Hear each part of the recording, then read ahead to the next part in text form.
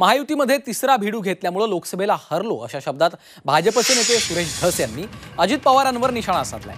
अजित पवारांना सोबत घेतलं हे लोकांना आवडलं नाही असं ते म्हणाले आहेत। तर भाजपचे नेते आणि प्रवक्ते बेलगाम झालेत, त्यांच्या तोंडाला आवर घाला असा पलटवार राष्ट्रवादी अजित पवार गटाचे प्रवक्ते अमोल मिटकरींनी केलाय।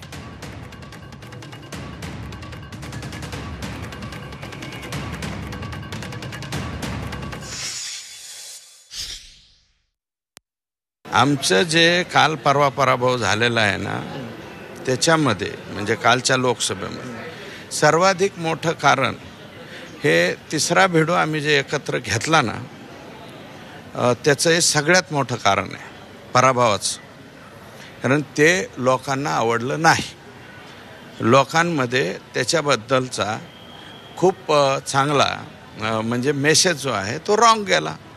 आणि जर काही वृत्तपत्रामध्ये याच्यामध्ये लिहून येत असेल आणि त्याच्यावरती आमच्या भारतीय जनता पार्टीवरती आणि RSS वरती सूरज चव्हाण, अमोल मिटकरी बोलत असतील तरी त्यांच्या विरोधात बोलायचं नाही।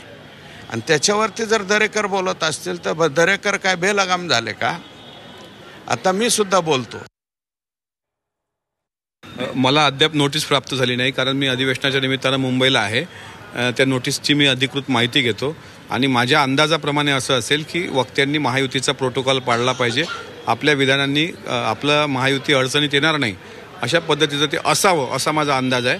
पण माझी त्या पत्राला सुद्धा विनंती आहे, कारण मी सुद्धा विनंती करू शकतो की साहेब, राष्ट्रवादी काँग्रेस पक्षाच्या प्रवक्त्यांनी जबाबदारीनं बोललं पाहिजे। हे जे तुम्ही म्हणता ते शिरसावंदे आहे, पण महायुतीच्या दोन्ही पक्षाच्या प्रवक्त्यांच्या सुद्धा तोंडाला आवर घाला। ज्या पद्धतीनं प्रवीण दरेकर सुसाट लगाम नसलेल्या घोड्यासारखे पळायला लागलेले आहेत, त्यांना सुद्धा आवर महायुतीने घातला पाहिजे। आम्ही हम वहाँ भी भरते हैं तो बदनाम हो जाते हैं और वो कत्ल भी करते हैं तो चर्चा नहीं बनती, असं जर असेल तर त्या गोष्टीला सुद्धा दाखल केलं म्हणजे। महायुतीचे नेते आणि प्रवक्त्यांमध्ये जुंपल्याचं आपण चित्र पाहतोय। महायुतीमध्ये तिसरा भिडू घेतल्यामुळे आपण लोकसभेला पराभूत झाल्याचं देखील धस यांनी म्हटलं आणि त्यावर आता अमोल मिटकरी यांनी जोरदार पलटवार केलाय।